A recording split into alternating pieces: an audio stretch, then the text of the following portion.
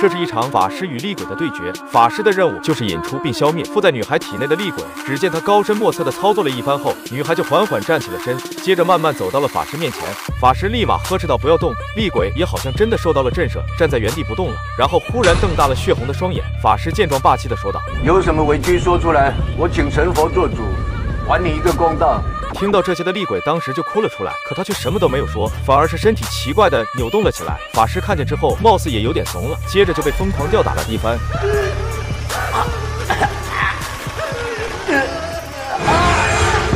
其实这也不能怪法师，只能说这个厉鬼生前的怨念太重了。他的名字叫李岩，10年前还是个学生的他，经常遭到校霸的欺凌，不堪重负的他，最终选择了上吊自杀。接下来的10年里，人们也渐渐的忘记了这个人，直到10年后另一个女人的自杀，他才慢慢的被人想起。死者是一名新娘，新婚当晚，她穿着婚纱，独自来到一片树林。诡异的是，她一边喊着不要，一边将绳子套在了自己的脖子上。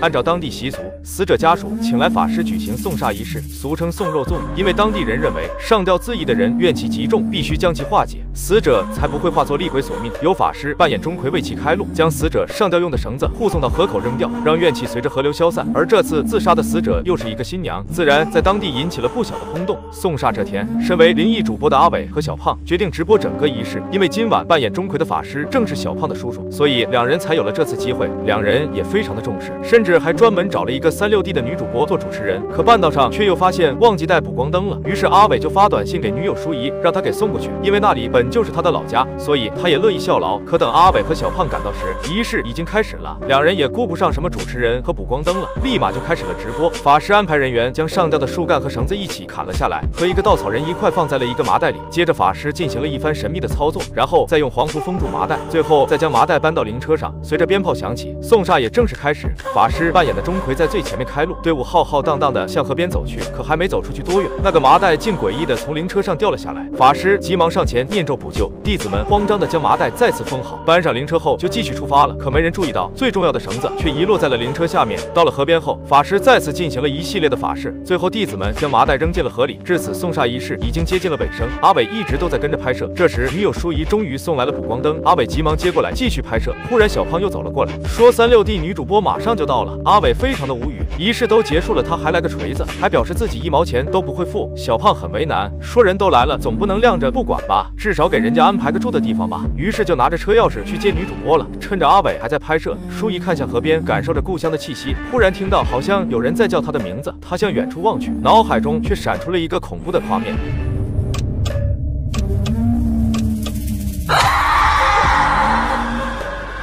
我都拍完了，你在发什么呆啦？另一边，小胖还没接到女主播，忽然被一根绳子绊倒了。拿起来一看，这不是刚才送煞的那根绳子吗？小胖吓坏了，慌忙扔掉绳子，起身逃跑。可路上的扫把又都莫名其妙的倒在了地上，他赶忙掉头逃走，结果直接撞见了那个女主播。小胖把女主播安排在叔叔家里暂住，自己则回去把那根绳子扔到了河里。可这样真的就安全了吗？那肯定不是。首先出事的就是刚出现的那个女主播。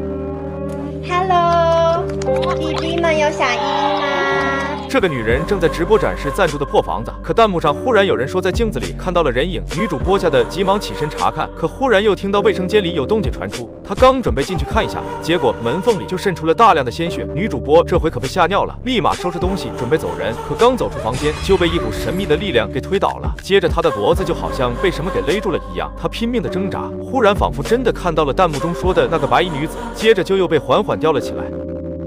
第二天一早，昨天扮演钟馗的法师回来了，也就是小胖的叔叔。一进屋就看到了被吊死在风扇上的女主播，他第一时间打给了那个让人闹心的胖直。很快，警察便赶到了现场，阿伟也闻讯赶来，刚巧碰到了提前赶来的小胖，他害怕自己受牵连，吓得直哆嗦。可阿伟又仿佛看到了商机，说要趁热打铁，晚上再偷偷过来拍摄一些案发现场的视频，传到网上后一定能大火。小胖本不敢过来的，但是阿伟告诉他，昨晚拍摄的送煞视频已经超过100万的点击量了，再继续发布相关视频频，两人绝对能狠狠赚上一笔。小胖也就同意了。于是晚上，两人就趁警察离开后，偷偷来到现场进行拍摄。阿伟拍摄到了一些女主播挂在吊扇上的头发后，就再也没有发现什么好的素材了，只是在床下发现了一张女主播的合照。回去后，舒怡看到那张合照，直接就亚麻呆住了，因为上面的3个人都是她的中学同学。经过沟通后，阿伟得知舒怡上学时有一个要好的闺蜜李妍，但因为脖子上有一大块胎记，时常遭到同学们的嘲笑，甚至有3个同学还经常霸凌她。而那3个同学正是照片上的这3个人。到这里，他们还没发现什么问题，可小胖看到照片后，却认出3人中有一个就是前2天上吊自杀的新娘。这回3人都不淡定了，因为李妍上学时就被他们霸凌到自杀了。难道是时隔10年后，李妍的鬼魂回来复仇了吗？如果真是这样的话，那照片上最后一个叫小何的女人，肯定就是下一个被害者了。3人准备明天就去找这个小何了解下情况。可当晚，舒怡睡觉时，身体忽然奇怪的扭动了起来，脖子上也莫名的出现了一些胎记。阿伟见状，立马叫来小胖，让他帮忙叫了救护车。可小胖见状，直接说这可能是中邪了，要找自己的叔叔才管用。于是几人就连夜找到了法师叔叔。此人一看就不是等闲之辈，只见他对着一块木板喷了一口水后，用木板在舒怡的后脑勺上轻轻一敲，舒怡竟真的渐渐恢复了意识。可法师却说，舒怡的体内一直隐藏着一条煞气很久了，按理说这么久了，应该早就成型了，可不知道为何到现在才显现出来。要想彻底解开这股煞气，必须找到煞气的源头才行。舒怡也不知道源头是什么，但是症状是最近出现的，又在2个同学离奇死亡的时候，所以他们推测煞气很有可能跟闺蜜李妍有关。难道是她想要借舒怡的身体做些什么吗？当然这些他们都无从得知，还是要先找到照片上唯一活着的小何才行。可找到他的老家后，却发现他早就搬家了，一时间他们也不知该如何是好。可第2天，法师家里就来了一个女人求佛，刚巧被小胖给碰上了，他当时就认出此人正是照片上的小何，于是就一路跟踪到了他家里。小胖没有第一时间上楼，而是通知了阿伟。可就在阿伟赶来的这段时间里，白衣女已经开始对小何下手了。